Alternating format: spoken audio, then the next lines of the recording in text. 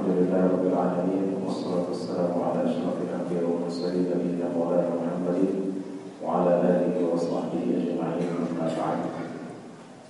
Rabbana dengan Allah Subhanahu wa taala. Jamaah Masjid Bahrul Ulum yang semoga senantiasa diberikan keistiqomahan dan kesehatan.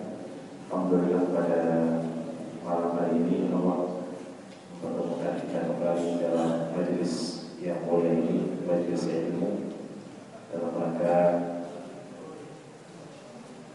menambah wawasan dan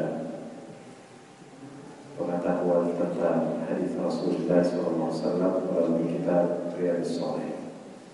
Salawat dan salam semoga selalu tersampaikan kepada juga kita, kepada uswah kita, panutan kita, Nabi Muhammad SAW beserta para keluarga, sahabat, tabi'in dan seluruh pengikutnya yang senantiasa menapaki relasi jejaknya dan mengikuti sunnah-sunnah. Pada malam ini masih dalam bab tentang ikhlas kalian, bab niat dan ikhlas, ihdar niat, ikhlas dan menghadirkan niat dalam segala perbuatan. Hadis yang ke-9 yaitu hadis Abu Musa Al-Asy'ari radhiyallahu anhu. Abu Musa Al-Asy'ari namanya Abdullah bin Qais. Qala su'ila Rasulullah sallallahu alaihi wasallam 'ala ar-rajuli yuqatilu syaja'atan ويقاتل حمية ويقاتل رياء أي ذلك في سبيل الله فقال رسول الله صلى الله عليه وسلم من قاتل تكون كلمة الله والعليا فهو في سبيل الله. Abu Musa Al-Asy'ari mengatakan Rasulullah SAW ditanya tentang seseorang yang berperang karena ingin menampakkan keberanian. Jadi ada orang yang berperang ingin disebut dia pemberani, ingin disebut dia pahlawan, ingin disebut dia adalah orang yang sangat berjasa.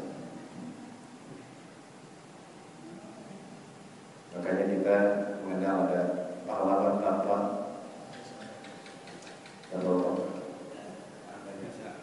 jasa. Pahlawan yang adalah mereka yang berperang hanya untuk Allah Subhanahu wa taala. Jadi pertama adalah lelaki yang berperang, seseorang yang berperang karena menampakkan keberanian. Kemudian atau seseorang yang berperang karena fanatisme terhadap golongan, kepada golongannya, rasnya, ataupun kampungnya. Karena ada hadis Hubul Watan minal iman, dan itu bukan hadis. Cinta tanah air termasuk bagian dari iman. Bagaimana kalau kita berperang untuk karena nasionalisme? Karena di sini disebutkan hamiyatan, yaitu fanatisme. Kita tidak boleh fanatis terhadap kampung kita, negeri kita. Jadi kita harus niatkan untuk Allah Subhanahu wa taala semata. Wa yuqatil riya'an, dan ada orang yang berperang karena riya, ingin dilihat orang, dia adalah orang yang gagah. Tadi ingin sebut pemberani. Kemudian hamiyatan, hamiyah itu artinya hamiyatan al-qawmi, ta'assuban, fanatik terhadap kaumnya.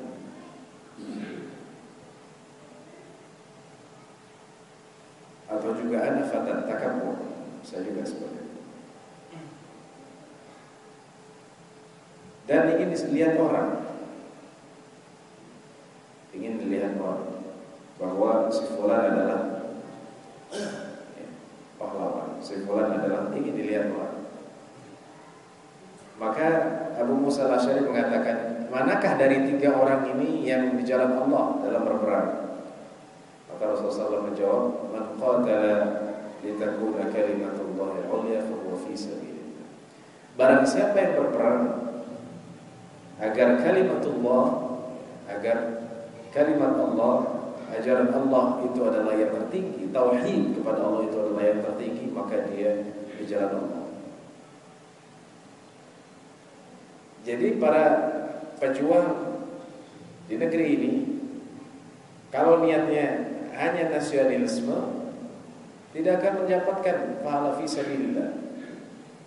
Tapi juga harus sebenarnya ini untuk Allah Subhanahu wa taala semata, memerangi orang-orang musyrikin, memerangi orang-orang kafir. Ya, bukan ini karena saya Indonesia, karena saya kampung saya Jawa Tengah, karena saya Jawa Timur dan lain-lain. Cuman kalau di dalam buku-buku sejarah yang ditonjolkan adalah nasionalisme. Ya kan? Yang ditonjolkan nasionalisme bukan fisabilillahnya, bukan memerangi musyrikinnya, nggak akan ada ya. Sampai di dalam film Merah Putihku dan lain-lainnya, itu yang ditonjolkan apa? Nasionalisme. Bukan memerangi musuh Allah Subhanahu wa taala. Ya. Karena situ yang digambarkan, sama-sama orang Indonesia, ya, ada yang Nasrani dan lain-lainnya, pokoknya semua berperang untuk membela bangsa. Ya. Jadi sisi mujahadatul kuffar, memerangi orang kafir dan musyrikin dihilangkan. Itu adalah kesalahan yang jelas. Kalau kita baca sejarah, sebenarnya para mujahid, ya, para pejuang di Indonesia ini, mereka adalah orang Muslim. Ya. Pahlawan siapa? Di Ponorogo, kemudian di lain-lainnya adalah mereka adalah Muslim. Akan Patipura katanya Muslim. Tapi tidak ditonjolkan Islamnya. Yang ditonjolkan adalah dia orang Indonesia. Jadi niat-niat ini baik untuk menampakkan keberanian ataupun fanatisme terhadap golongan ataupun kampung ataupun negeri, ataupun ria ingin dilihat orang, itu tidak akan mendapatkan pahala fi sabilillah. Yang akan mendapatkan pahala fi sabilillah adalah litakuna kalimatullahi hiyal 'ulya, agar kalimat Allah adalah yang tertinggi. Jelas di pembukaan Undang-Undang Dasar 1945 dijelaskan, ditegaskan di situ atas rahmat Allah. Jadi karunia Allah. Bukan semata-mata nasionalis, bukan semata-mata perjuangan bahwa kami kenapa menang. Bayangkan orang dulu perang hanya dengan memburucing, tapi bisa mengalahkan orang-orang yang memiliki senjata yang canggih. Dari manakah kekuatan ini berasal? Dari Allah Subhanahu wa taala. Karena Allah Subhanahu wa taala menjelaskan, kam min fi'atin qalilatin ghalabat fi'atan katsiratan bi'idznillah wallahu as-sabir. Betapa banyak golongan yang sedikit mengalahkan golongan yang banyak jumlahnya dengan izin Allah Subhanahu wa taala. Jadi keterbatasan senjata, keterbatasan media perang tidak menghalangi orang-orang yang beriman untuk melawan. Adanya cuma bom runcing. Tapi kalau sekarang pergi ke Palestina bawa bom runcing, nggak mampu itu. Kalau dulu memang tidak ada senjata, sekarang kata Ustaz pakai bambu runcing aja, bawa bambu runcing ke Palestina sendirian, ya, belum nyampe masuk Palestina sudah ditembak, ya, dari jauh. tidak seperti itu. Berbeda konteksnya. Kemudian hadis yang ke-10, karena nanti ada penjelasan tentang salat tarawih yang kita akan laksanakan insyaallah pada bulan Ramadan, karena Ramadan tinggal kira-kira sebulan beberapa hari. Hadis ke-10 dari Abu Bakrah Nufai' bin Al-Harith Al-Thaqafi radhiyallahu anhu, anna an-nabiy sallallahu alaihi wasallam qala idza iltaqa al-musliman bi sayfihima fal-qatil wal-maqtul fi an-nar. Qultu ya Rasulullah hadha al-qatil fama balu al-maqtul? Qala innahu kana harisan ala qatl sahibihi. Jadi Abu Bakrah, sesungguhnya Nabi sallallahu alaihi wasallam bersabda, apabila dua orang muslim bertemu dengan pedangnya, ya, jadi yang satu bawa pedang, ya, seperti yang kita lihat sekarang, banyak pertengkaran antara suku, ya. Jadi Tito K itu adalah pengacara John K dan lain-lainnya. Perang antara suku ataupun geng. Ya. Orang-orang timur, ya. Tidak semua, tapi ada. Belum lagi Hercules dan lain-lainnya. Itu punya senjata-senjata. Ya, tapi kalau Hercules Muslim, nggak tahu kalau K. Ya, baik. Karena yang dari Ambon itu ada yang Muslim, ada yang non-Muslim. Saya punya mahasiswa dulu, bukannya Ambon non-Muslim, oh enggak, dia bilang di Ambon banyak Muslim, jadi 50-50 lah.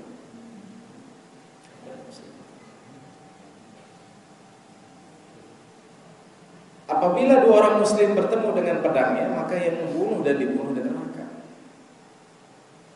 Maka aku mengatakan, kata Abu Bakar yaitu Nufai' bin Al-Harith, wahai Rasulullah, ini adalah orang yang membunuh. Oke, kalau membunuh, oke, karena dia membunuh. Kenapa orang yang dibunuh juga masuk neraka? Maka kata Rasulullah, innahu kana harisan ala qatli sahibihi, karena dia berniat, karena dia ingin membunuh teman. Muttafaqun alaih. Itu niat. Sekarang kita harus membedakan hadis Rasulullah SAW dalam hadis sahih juga, man qutila duna nafsihi atau duna 'ardihi fa huwa syahid, wa man qutila duna malihi fa huwa syahid, wa man qutila duna ahlihi fa huwa syahid. Barang siapa yang terbunuh karena membela dirinya, maka dia syahid. Barang siapa yang terbunuh karena dia membela hartanya, maka dia syahid. Barang siapa yang terbunuh karena dia membela keluarganya, maka dia syahid. Jadi kalau hadis ini ada niatan untuk membunuh saudaranya. Jadi ada niat. Sedangkan hadis yang tadi saya sampaikan adalah itu apabila tidak ada niat untuk membunuh temannya, tapi hanya ingin membela diri.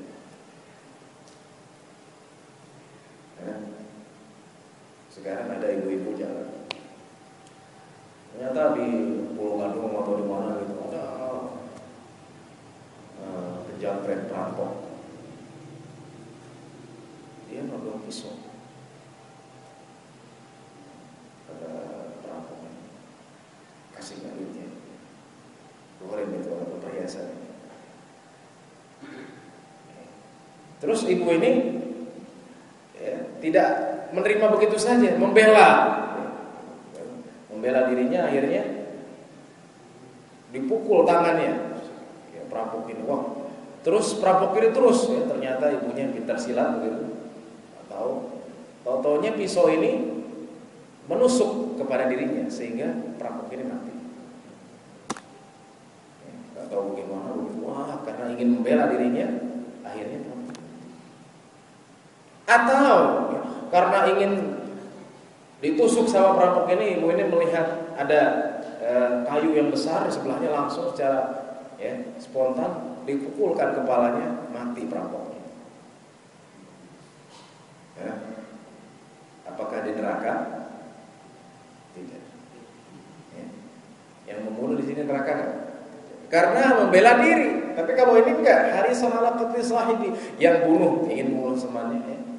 Terus yang dibunuh juga ada niat. Jadi di sini ada unsur kesengajaan, ingin bertikai, ya. Geng gitu. Kira-kira kalau sekarang geng, ya, suku ini sama ini, kampung sini kan gitu trennya sekarang. Kampung sini sama kampung sini, di Bekasi di mana ya, sering kita lihat, wah perang. Nah ini hadis ini ya. Bisa diterapkan. Tapi kalau dalam kasus penjamretan ya, kita membunuh, kita tidak dosa. Kalau kita dibunuh, kita juga tidak dosa. Bahkan kita syahid. Nah itu hadis yang tadi ya.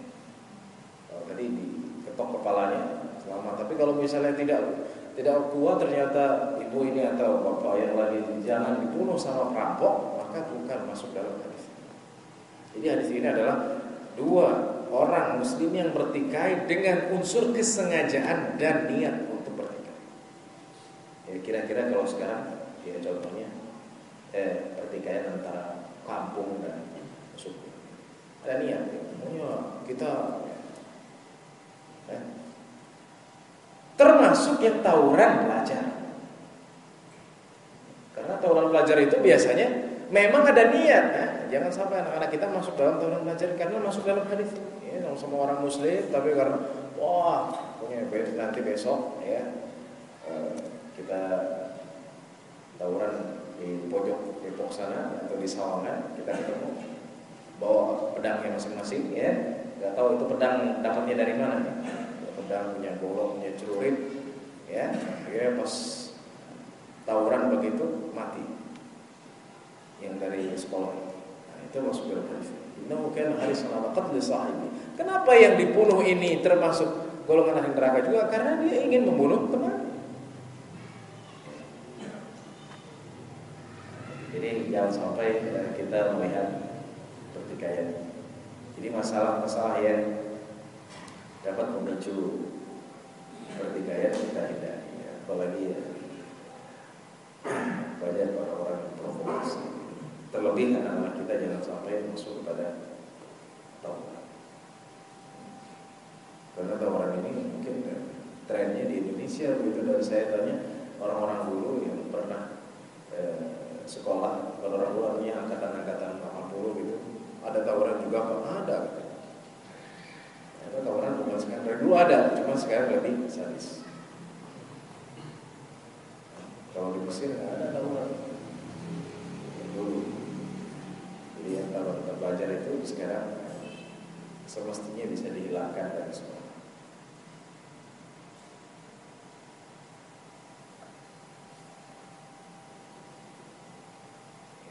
Ini adalah agar pendidikan menjadi benar. Jadi pendidikan bukan hanya nilai dan lulus UN. Wah lulus UN ya, ada 1.500 orang yang 1.500 siswa tidak lulus di Jawa Tengah. UN itu stres.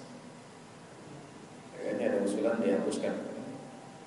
Jadi UN satu-satunya barometer yang menunjukkan bahwa siswa ini adalah pantas lah melanjuti ke jenjang berikutnya. Banyak orang yang stres gara-gara. Dan ada hal-hal yang tidak sesuai dengan akidah. Ya, di Jawa ada orang mau UN akhirnya ngapain? Ke makam para wali.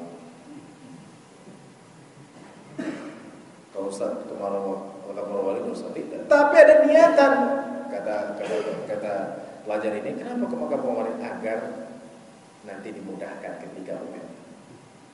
Benar habis UN, pas UN lulus. Ya, maka dia mengatakan, marilah para siswa SMP SMA, ya, kalau mau UN ke makam para wali dulu, biar lulus ujian. Nah ini adalah hal-hal ini. Jadi sampai seperti itu.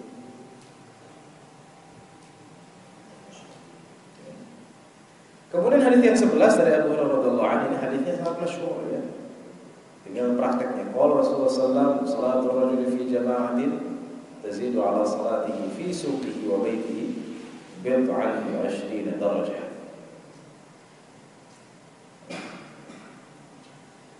Salat seseorang di berjamaah itu melebihi salatnya sendiri di mana? Di pasar dan rumahnya dengan 20 darajah. Bid'an ya. Bid'an itu min ats-tsalath antara 5 sampai 3 sampai 7 atau dari 3 sampai 7. Itu namanya bid'an. Wa 20 darajah ya. Jadi di sini bisa 23, 24, 25, 26, 27. Dalam hadis lain bi 27 darajah, dalam riwayat lain bi 25 darajah. Ya, 25 ada yang menjelaskan 20. Yang jelas 23 ke atas sampai 27 derajat.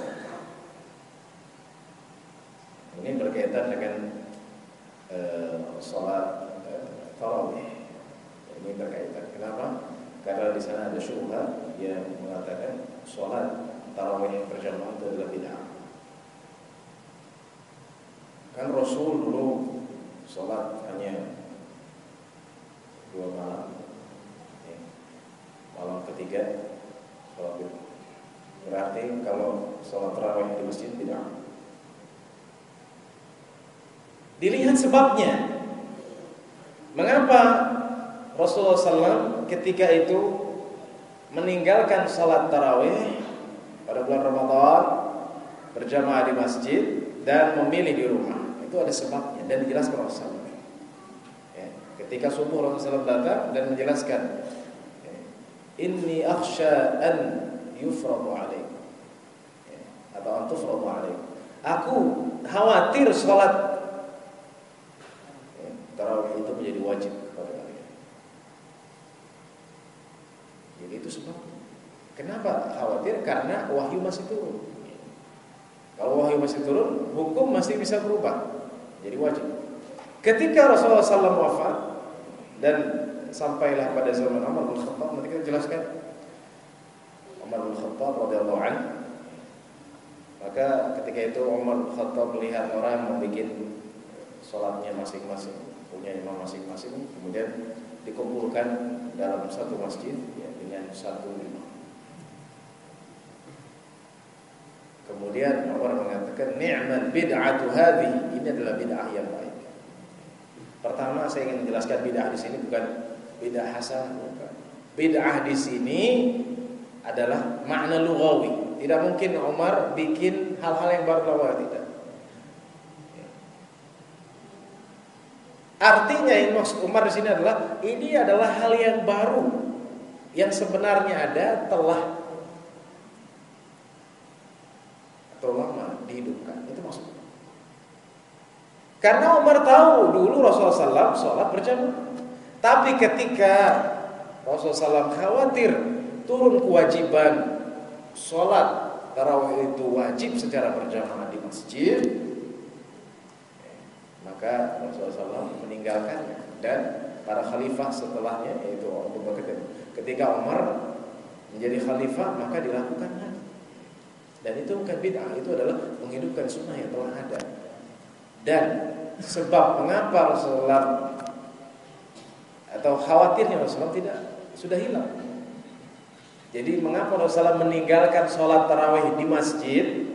Karena takut, karena khawatir menjadi wajib, gitu kan Pak? Sekarang Rasulullah sudah wafat, ada khawatir lagi nggak menjadi wajib? Tidak. Maka kembali kepada hukum bahwa sunnah yaitu sholat tarawih masjid. Jadi tidak ada alasan. Rasul aja 2 hari, saya mah 2 malam aja. Habis itu di rumah. Itu misalnya. Nah, tidak membaca hadis secara utuh. Sebabnya bagaimana? Jadi sholat seseorang di jamaah itu melebihi sholatnya di sini yang disebutkan adalah fi suqihi, di mana? Di pasar. Ini artinya kalaupun di pasar jangan lupa sholat. Ya, tentang barang dagangan belum laku nih, tidur sholatnya Pak, kenapa? Ini tanggung. Ya, kan begitu. Dikit lagi nih, kalau udah habis sekian target. Fi suqihi, di sini yang disebutkan pertama suqihi ya, dalam pasar, ya, karena memang pasar sering merupakan orang dari mengingat, ya. Udah azan dihantam aja terus. Makanya kalau di Mekah, Pak, ya, kalau yang di Mekah, Madinah, kalau pas azan ditutup. Ya, mengapa? Karena mengamalkan hadis itu. Jadi sholat fi suqi, ya, ataupun di kantor, ya, di kantor. Ada orang yang bercerita, ini di Australia, orang di Australia saja yang mereka kufar, orang-orang tidak beriman. Orang-orang Muslim menceritakan kepada saya, Pak, saya Muslim, terus saya minta waktu untuk sholat, dikasih. Itu di negara Australia yang mayoritas Muslim.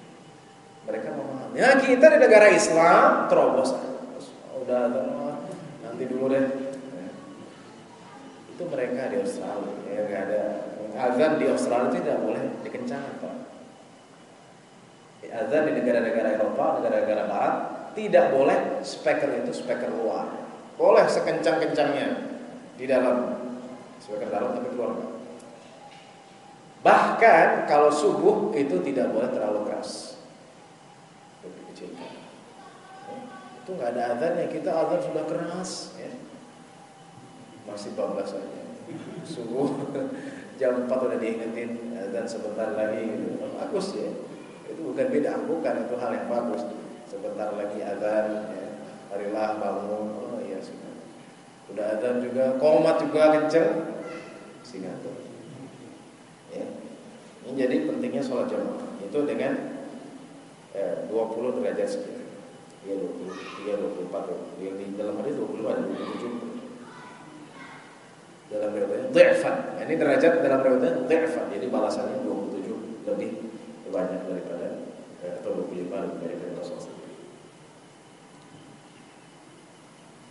وذلك أن أحدهم إذا توضأ فأحسن الوضوء ثم أتى المسجد لا يريد إلا الصلاة لا ينهزه إلا الصلاة لم يخطو خطوة إلا رفع له بها درجة sampai akhir. Jadi artinya adalah yaitu sesungguhnya seorang di antara kalian apabila wudu kemudian wudunya ahsan, ya, diperbaiki karena wudu ini ada yang tidak baik, ya, dalam arti cepat-cepat, bahkan mungkin tidak mengenai bagian daripada anggota yang harus kena air wudu, ya, sela-sela kaki misalnya.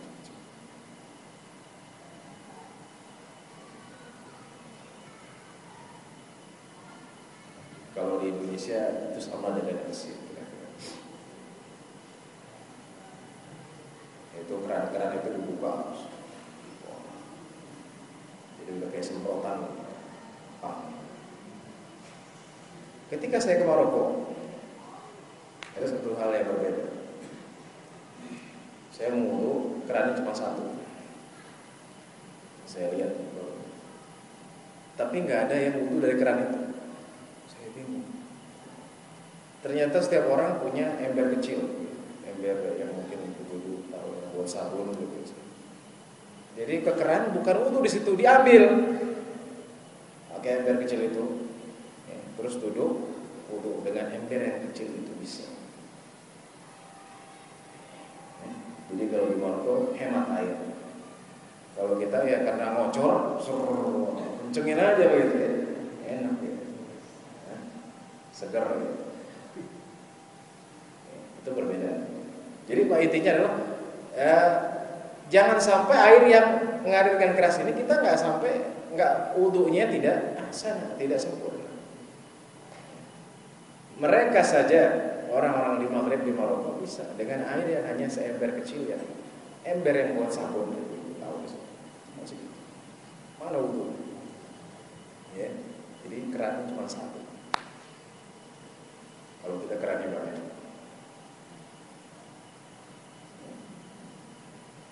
Jadi ihsanul wudu, wudunya disempurnakan.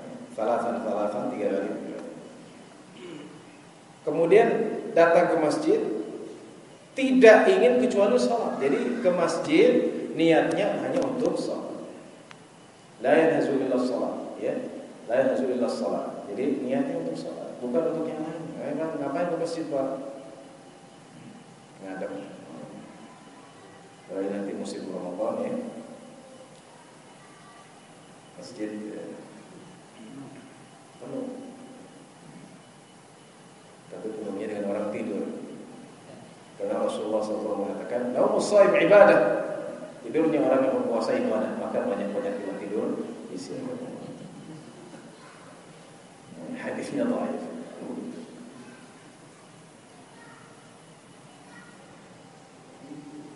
Jadi untuk sholat tidak dia melangkahkan, tidaklah dia melangkahkan satu langkah kecuali Allah mengangkat dengan langkah itu derajat. Jadi ketika dia ke masjid itu diangkat, dihitung dari langkah-langkahnya ya. Semakin jauh dari masjid semakin banyak langkahnya dan semakin banyak pahala, semakin banyak derajat.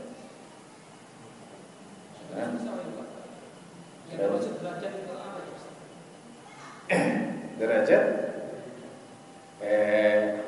derajat sama seperti darajat, bisa pahala bisa derajat sama. Derajatnya di sisi Allah Subhanahu wa taala. Seperti itu tadi, sholat berjamaah sekian derajat, dalam riwayat sekian bukan derajat, sekian ada derajat, ada pahala, berlipat. Derajat. Jadi Allah kalau kita niatnya untuk sholat, maka kita akan diangkat oleh Allah Subhanahu wa taala ya. Jadi yang penting di hidup itu kita diangkat sama Allah, Pak. Walaupun kita nggak diangkat sama manusia. Nggak penting kita nggak jadi nanti bentar lagi musim jadi dapil mana gitu. Mungkin diangkat manusia, tapi tidak diangkat Allah buat apa? Derajatnya di dunia dan di akhirat ya, Allah mengangkatnya. Ya. Jadi derajat dan pahala ya, semakin jauh. Ini bagi orang-orang yang wah jauh masjidnya Pak, padahal cuma 100 meter di belakang. Si fulan dekat rumahnya, ya iya cuma sebelahan doang. Apalagi di Indonesia ini masjidnya termasuk banyak. Sama di Mesir, makanya Mesir dijuluki dengan Masjid 1000 menara. Ya, karena memang nggak sampai 100 meter masjid. Itu di Al-Azhar dengan Masjid Hussein ya. Itu cuman ya sekitar 100 meter atau kurang. Jadi yang memisahkan cuma jalan raya setelah Masjid Hussein. Dan Masjid Hussein ada kisah yang tersebut. Karena situ banyak orang-orang Syiah. Orang Syiah datang ke situ mengunjungi Hussein. Yang diyakini di situ ada kepala Hussein.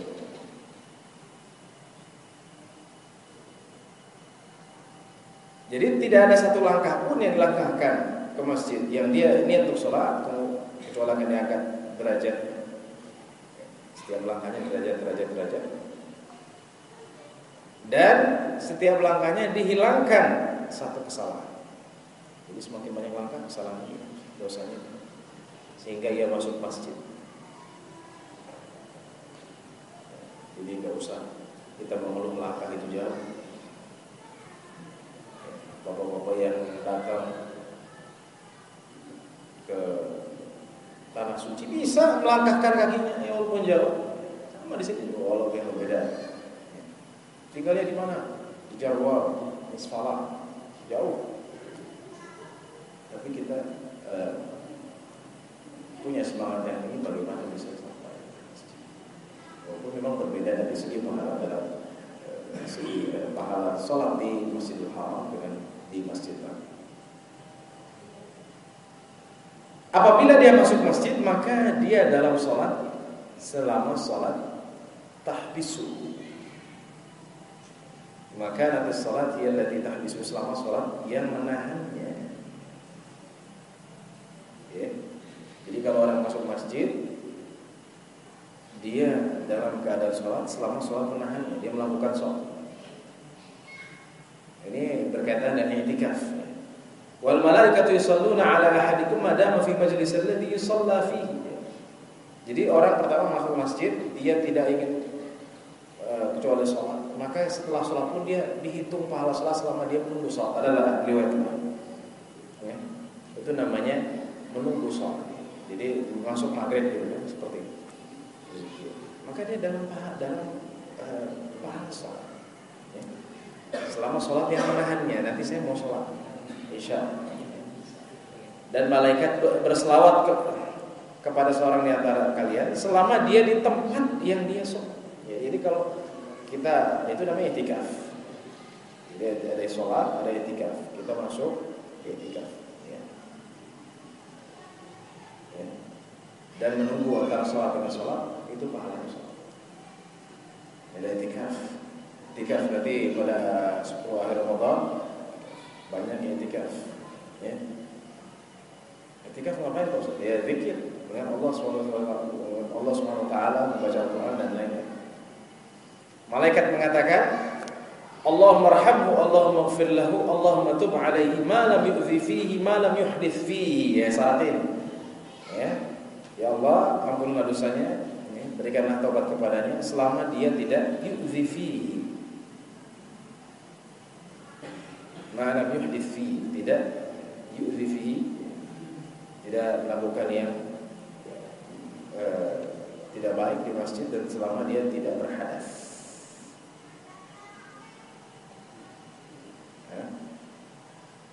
Jadi kalau datang ke masjid, i'tikaf ya, mau nunggu takjil atau maghrib, tapi di masjid bukannya bikin Allah mau cerita tertawa-tawa. Itu bukan Allah masuk hadis ini, karena itu iza ya. Bukannya ingat kepada Allah mau cerita ketawa-ketawa ya. Malam yuhdisi, dan selama dia tidak berhadas. Itu syarat. Jadi kalau kita mau mendapatkan pahala i'tikaf, syaratnya adalah dalam keadaan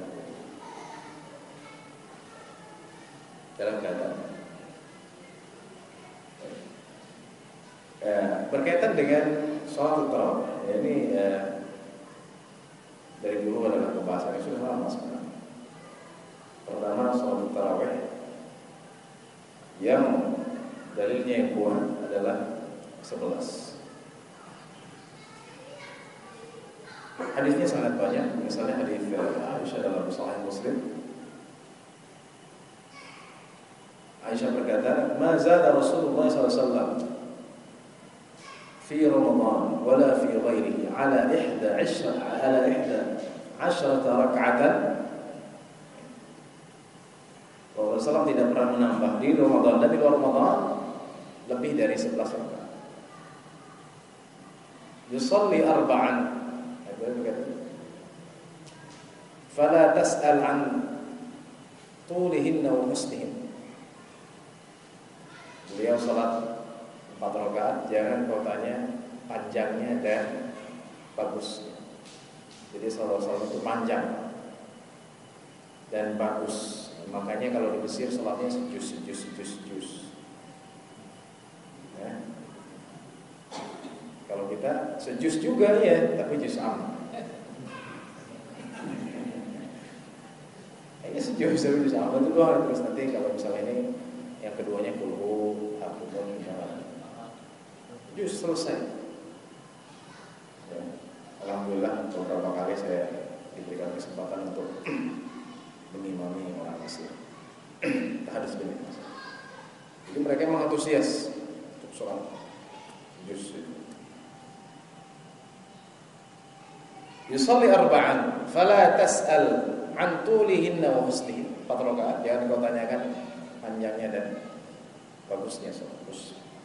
Tsumma yusalli arba'an, kemudian sholat 4 rakaat lagi, fala tas'al an tulihinna wa husnihin. Jangan kau tanyakan panjangnya dan bagusnya. Tsumma yusalli thalathan, kemudian sholat 3 rakaat. Nah, ini hadis ya, Aisyah, hadis Muslim dalam tata cara sholat tarawih. Tapi ada hadis-hadis lain yang saya harus sampaikan di sini.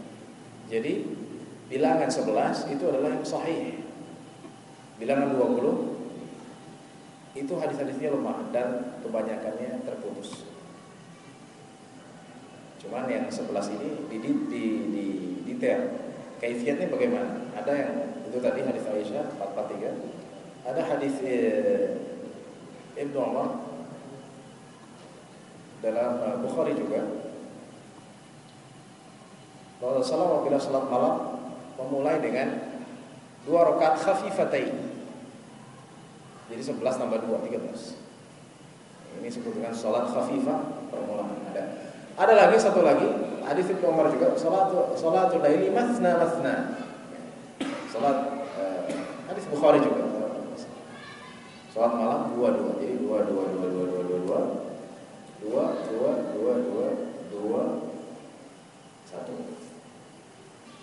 Itu hadisnya kuat. Maka kalau ditanya mana yang kuat, semuanya kuat. Yang 11 ataupun ditambah 2 akan khafifah. Ya. Walaupun saya secara pribadi 4, kalaupun ada yang melakukannya, oke, itu kuat. Kita tidak boleh menentangnya karena hadisnya kuat. Yang bermasalah adalah yang lebih dari 11. Sering dinisbatkan kepada Umar bin Khattab. Penjelasannya adalah pertama, hadis ini diriwayatkan oleh Imam Malik dalam Muwatta'nya, dan ini termasuk balaghat. Balaghani an Rasulillah sallallahu alaihi wasallam.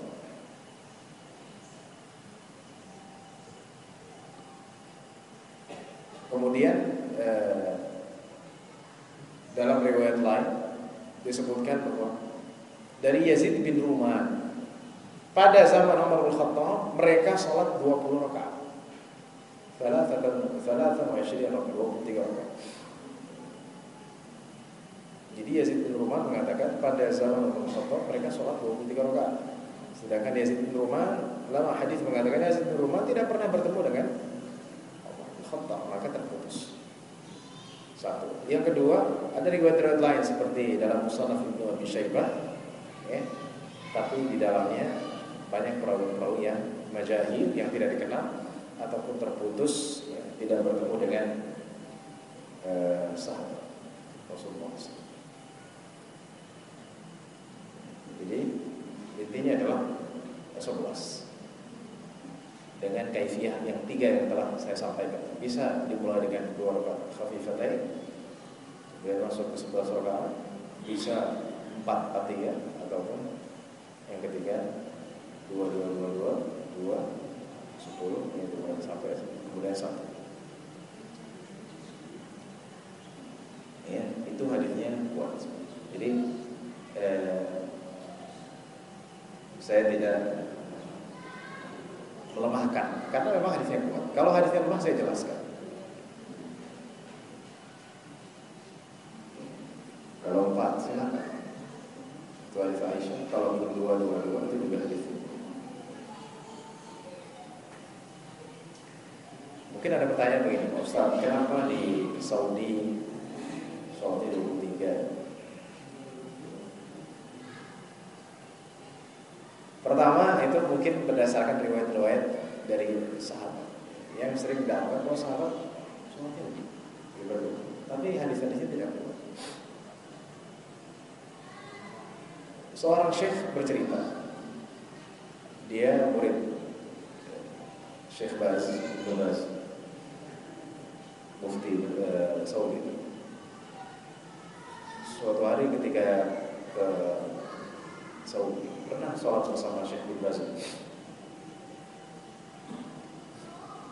Kemudian Syekh bin Baz setelah 8 rakaat pergi, nggak mengikuti yang Nabi bersama. Kita kenapa Syekh bin Baz? Beliau mengatakan yang afdal 11. Ya, afdal 11. Kalaupun ditambah tidak apa-apa. Itu katanya. Tidak apa-apa berdasarkan riwayat-riwayat yang mauqufah tadi, yang tidak tersambung. Walaupun setelah ditakhir bahwa riwayat-riwayat itu lemah, sehingga ya, tidak bisa bahas dalam tanda kutip menandingi hadis-hadis sahih, tidak bisa. Hadis-hadis sahih yang jelas tadi bahwa Rasulullah melakukannya 11 kali. Selebihnya hadis-hadisnya lemah. Ya. Bahkan perawinya, ada yang mengatakan Ustaz, kan perawi apabila lemah bisa dikumpulkan jadi hadisnya hasan lah. Itu apabila perawinya tidak syadid al-dha'fi. Jadi syarat hadis ingin naik ke tingkatan hasan ataupun sahih dengan jalan yang banyak. Pertama, perawinya tidak dhaifnya syadid. Jadi kalau dia dha'fun syadid, dhaifan syadidan atau syadid al-dha'fi, kalau perawi itu dhaifnya parah, ya, bahasa kita parah, maka dia tidak terima. Atau madarul hadis. Jadi madarul hadis itu maksudnya hadis itu ditujukan atau sebenarnya berkumpul pada satu perawi dalam jalannya, ya. Misalnya ternyata fulan dari fulan dari fulan, fulan dari fulan dari fulan, ternyata sama satu titik, misalnya dari seorang perawi.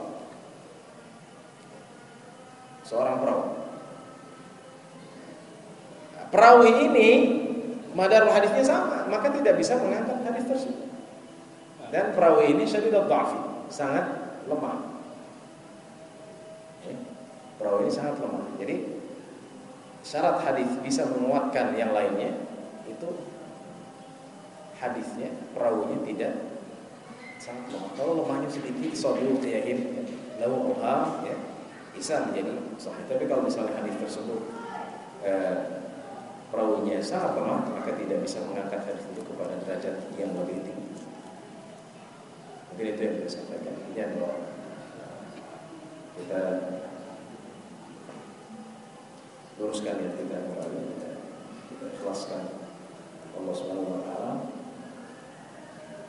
dan berkaitan dengan Ramadan. Insyaallah kita akan hadapi bulan depan. Insyaallah masih ada pertemuan sebelum berbeda. Pertemuan hadis kajian ini masih ada bulan depan. Kalau sudah masuk Ramadan, nah, sudah. Ya, tadi bahwa sholat tarawih di masjid adalah sunnah, bukan sesuatu yang baru, bukan satu bid'ah. Kemudian sholat yang sahih adalah yang 11. Yang lainnya hadis-hadisnya adalah mauquf ataupun itu asar dari sahabat, namun asar tersebut pun lemah. Kemudian tata caranya ada 3 yang saya sampaikan.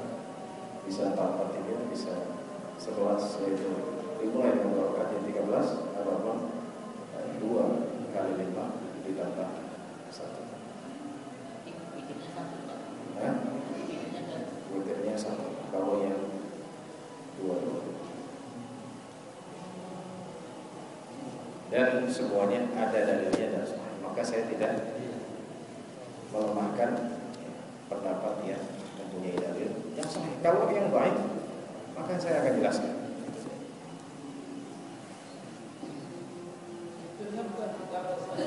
Ya. Witirnya 3 apabila 4.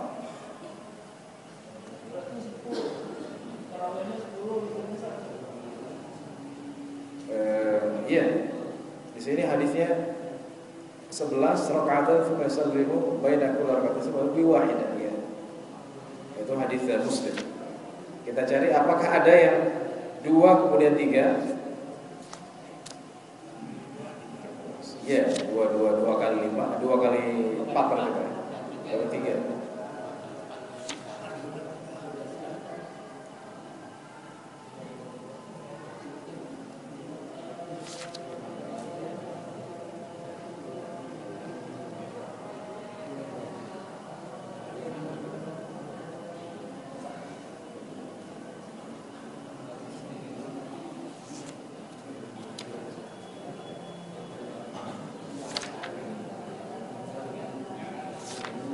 Iya, itu yang saya dapatkan. Saya belum dapatkan 2 kali 4 tambah 3. Yang ada 2 kali 5 tambah 1. 2 kali 5 berarti 1 itu Mas. Iya. Saya yang 3 belum dapat. Yang 3 itu yang 4. 4 3. Iya, itu ada. Tapi kalau 2 kali 4 tambah 3, saya belum dapatkan. Itu saya cari. Tapi selama ini yang saya dapatkan adalah 4 4 3 2 kali 5 1. Satu. Yang dua terakhirnya bukan witir. Ya. Pokoknya sholatnya 2-2-2. Witirnya cuma 1. Iya. Kan itu 11, cuman witirnya berapa gitu. Yang satunya itu witir. Witir kan 1 kan, ganjil. Kan permasalahan ganjilnya 3 apa 1 Pak Ustaz? 1. Ya. Ganjilnya cuma 1. Ya. Ya, silakan.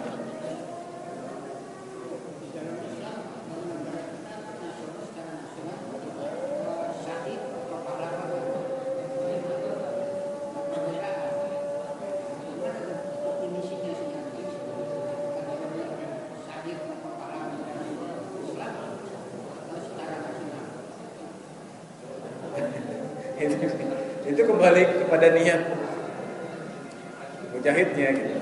Kita kan nggak tahu, tapi saya yakin kalau pejuang-pejuang muslim pasti ada di dalam hatinya ya untuk memerangi orang kufar. Cuman kalau sejarah itu kan dibikin sebagaimana mungkin tidak ditonjolkan Islamnya kan gitu. Itu yang salah. Iya, ini pahlawan nasional gitu kan, tidak disebutkan motifnya. Ya, itu kembali kepada niat pejuang. Tapi kalau memang berjuang jalan Allah Subhanahu wa taala, maka itu akan mendapatkan.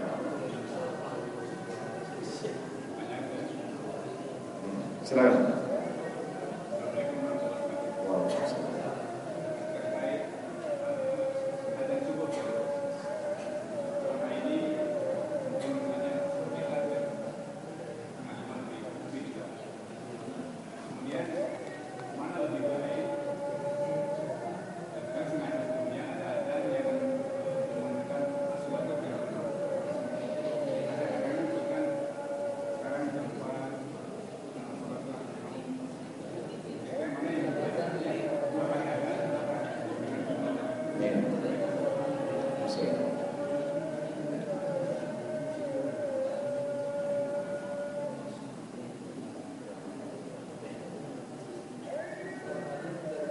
Baik.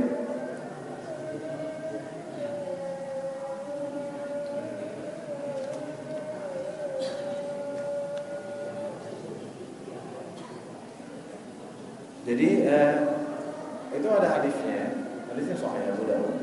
Jadi ketika fajar kadhib itu pakai as-salatu khairun. Ketika fajar shadiq tidak pakai as-salatu. Itu yang salah.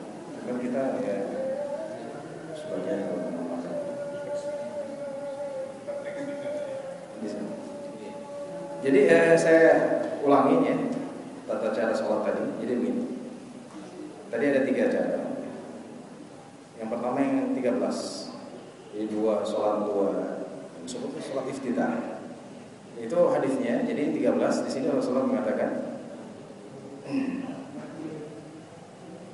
wa shalla raka'atain, 2 rakaat khafifah ya, 2 berarti 2. Kemudian sholat 2 rakaat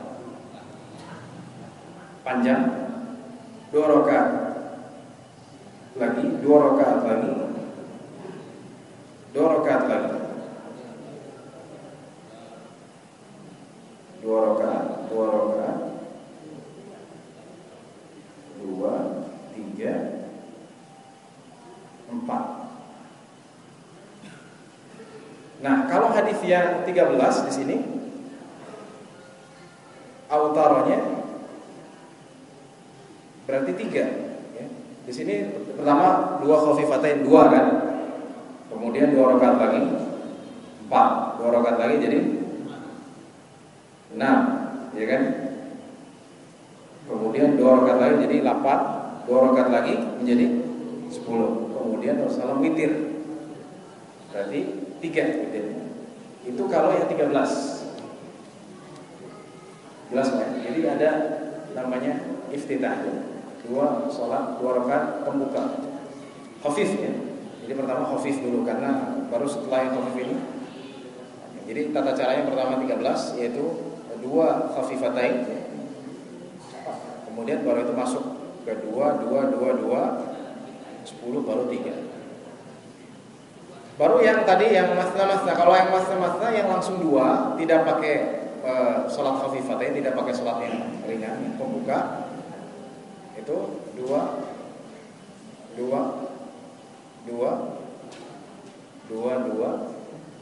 satu.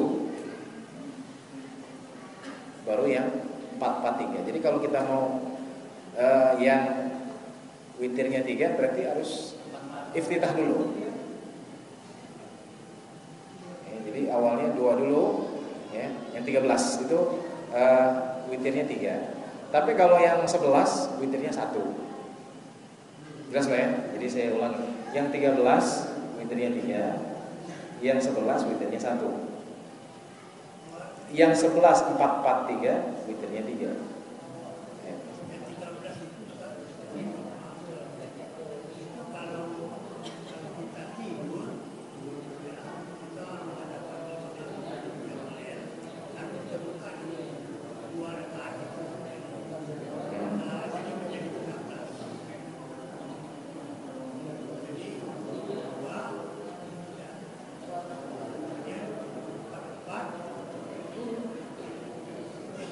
Iya, Pak nggak ada mukadimahnya, Pak. Tidak di khafifatain tidak ada. Iya.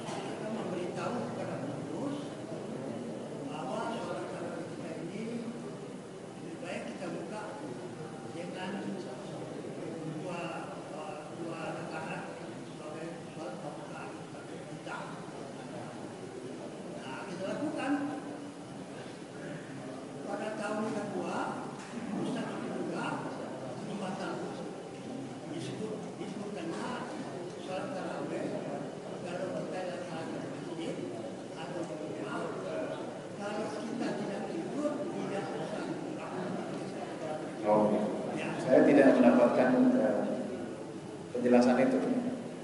Jadi kalau tidur dulu baru dibuka atau kalau nggak tidur nggak dibuka. Tapi memang sholat malam ya bagusnya memang malam. Di awal waktu tidak masalah, itu juga bagus. Tapi kalau mau bagus lagi malam. Itu yang 4 itu satu salam atau ada satu awalnya? Enggak. Langsung satu salam. Iya.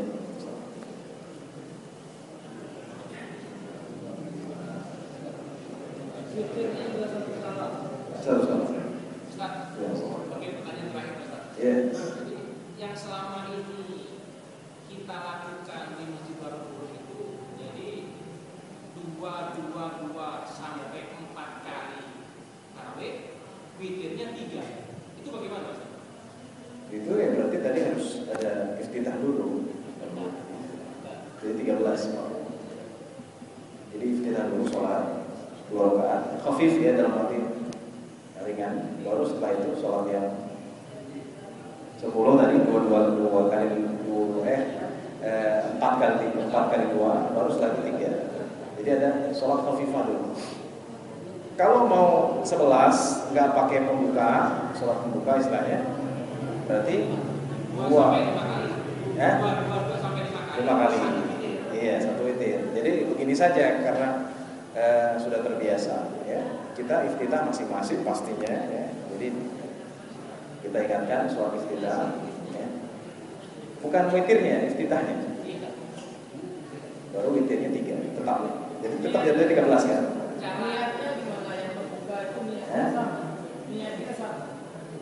Niatnya iftitah ya, sholat iftitah pembuka. Sholat khafifah tadi. Cara menjelaskan ijma' bagaimana Pak Ustaz? Cara menjelaskan ijma' yang selama ini sudah berjalan 2 sampai 4 kali, 3 witir. Berarti dirubah 4-4-3 ya. Intinya yang 11 tidak masalah. Yang lebih dari 11 hadis-hadisnya. saja. Jadi kalaupun mau dua-dua tadi tetap, maka diingatkan kepada jamaah, ya silahkan sholat 2 rakaat iftitah. Kalau mau lebih seret lagi ya di rubah 4.